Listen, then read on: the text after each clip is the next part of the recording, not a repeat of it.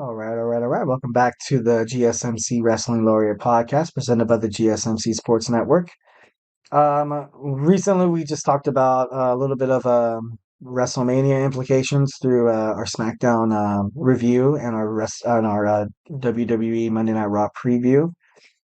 But gonna kind of segue away from the. I know lately our podcast has been kind of focused on WWE and the WrestleMania, but um, moving on, we have an interview with John Bradshaw Layfield. If you don't know, he was Bradshaw. He was teams with Farouk or Ron Simmons during the Attitude Era. He was part of the Acolytes. He's part of the APA, which was actually pretty darn entertaining. I kind of, miss that kind of, cutthroat story, telling, but I don't know.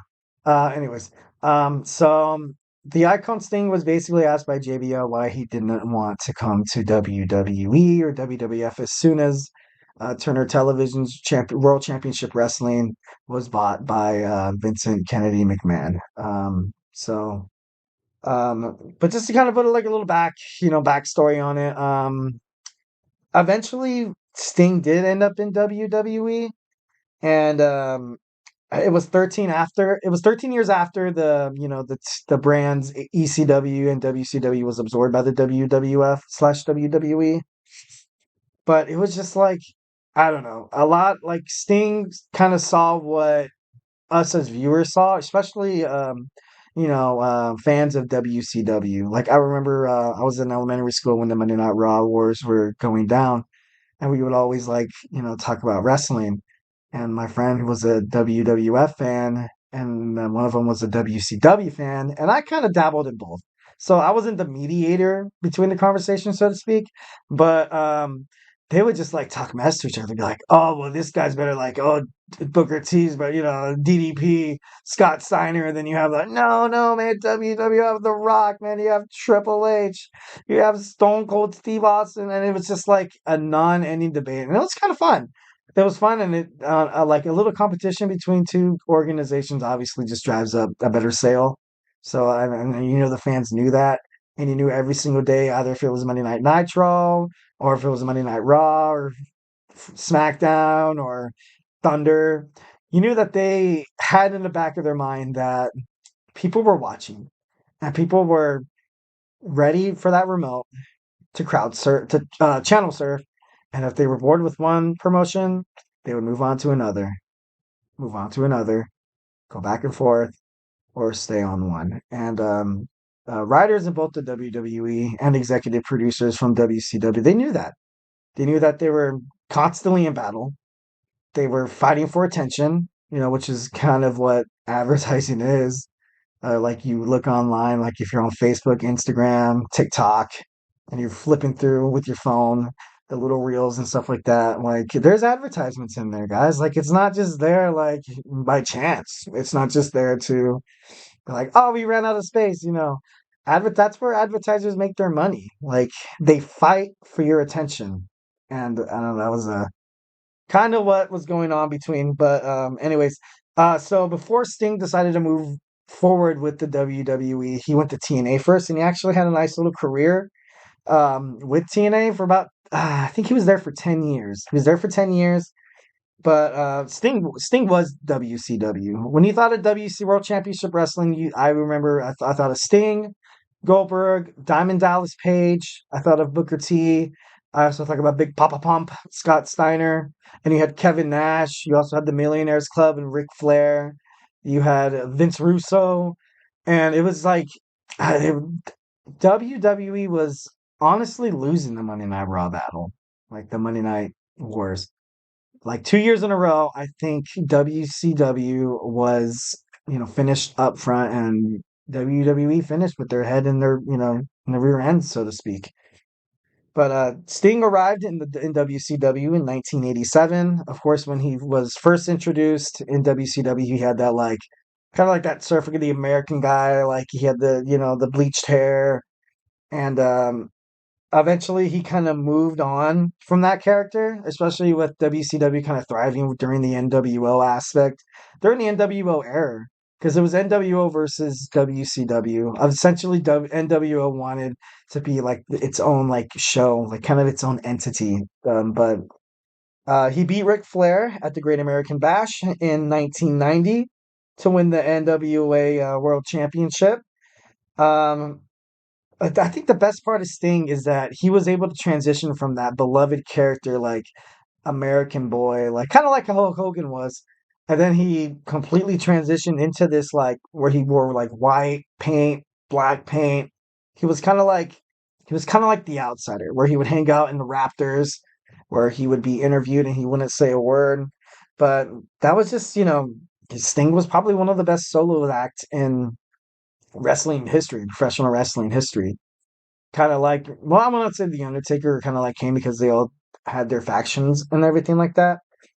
But I don't know. Sting was he was the lifeblood of WCW, and as soon as WCW went down, and he saw the way that some of the old WWF superstars that left WWF to come to WCW, when like they kind of had that choice where it was like, hey, like if you want to keep wrestling, you have to go to Vince McMahon. You have to try to make a name for yourself in this business that's been competing with us for the longest time. And you don't know. You don't know. You can't really blame Sting for not coming to WWF. Everyone, everyone says like, oh, his pastures would have been so much greater in WWF. So many possibilities. Why did he go to TNA? He went to TNA because it was just safe. It was just better for him. Like you saw wrestlers like Buff Bagwell and Lance Storm and Billy Kidman and Diamond Dallas Page go to this thing they call World Wrestling Federation, and they were they were kind of mocked. Vince McMahon had that mentality. We beat you. We beat you. And it was that competition between Vince McMahon and the WCW executive producer Eric Bischoff that it was just created turmoil. Like they did not like each other. Ted Turner and Vince McMahon did not like each other. And Vince and Eric Bischoff, I remember that episode of Monday Night Nitro where he rode his bike into the center of the ring, and he was basically just talking mess to Vince McMahon, like basically rubbing in his face how our promotion's better than your promotion would ever. Your superstars are coming over here because you can't do your job as chairman or as higher officials to please your athletes, and that's number one. That's kind of what makes a successful team in any sport, like NFL, baseball, basketball, hockey. It all starts with like the front office and the kind of culture they create. And a lot of the superstars left. Like you had Hulk Hogan, Kevin Nash, Scott Hall. You had Ric Flair. Ric Flair was part of WCW too. And I don't want to say Vince McMahon dropped the ball when it came to new superstars from WCW. That probably could have made him a lot more money if Vince allegedly wasn't so consumed by his own ego. But I don't know. They kind of, if they had a chance to get Sting, I think it would have been a lot better. But like I said, Sting, while speaking on the Into the Light documentary, Sting kind of spoke about how superstars from the WCW were treated during the WWF era. I remember he talked about The Rock and the Booker T, where they were standing back to back in the ring, and The Rock like turned back real quick, like as if like he didn't know he was behind him, and he was like, "Who are you?" to Booker T, the 6-time World Championship wrestling champion, and he had the audacity to be like, "Oh, who are you?" And I think Sting really, that wasn't his thing. Um, but like I said before, I don't know if it would have created more feuds or if it would have been better for Sting, but it was at that point where he chose TNA because you never really know with your career. And that comes with like any career in any business aspect.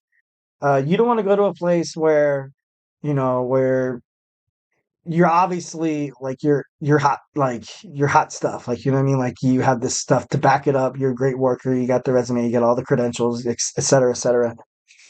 And then you run into this like the CEO who wants to make example out of like kind of like make an example out of you. Like our brand was better than you.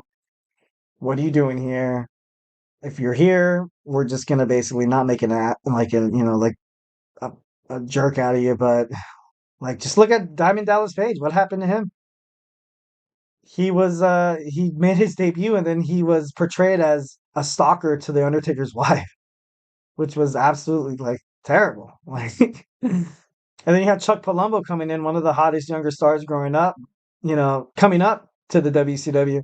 And he ended up, doing this tag team with, Billy Gunn, where they were I don't know, like they were like this, like goody two shoes, kind of like Pretty Deadly, kind of like Pretty Deadly. They were tag team champions, but then again, like I don't know, but I don't know. There's just of course, there's some positive aspects of WCW. So, like you have Rey Mysterio and Booker T. Booker T fought, honestly, out of all the wrestlers from WCW, I think Booker T probably deserves one of the most like respect out of everything because he kind of he was like one of those things where he sat down, he took the abuse, he waited for it to fold over, and because he was so talented, he was able to break out as a new star. He was able to he was able to become King of the Ring.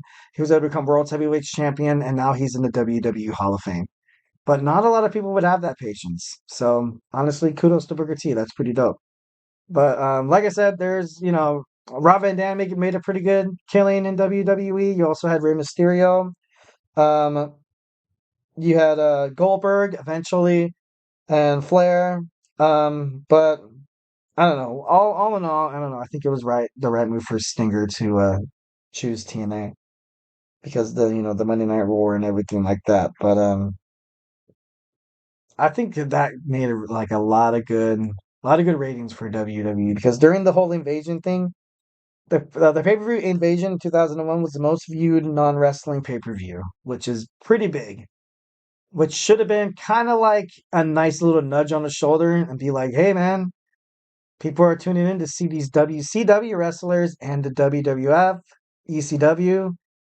Like it'd be, you should probably implement these guys in a lot of storylines, but instead, it was the other way around where they kind of took it as like just keep putting them down in the rankings, having them lose match after match after match, not being in any contention for any titles for the European Championship, Intercontinental, Hardcore, Tag Team, it's whatever. But I don't know. That's kind of like my take on the why Sting didn't want to go to the WWF, and by all reasons, that's pretty legible.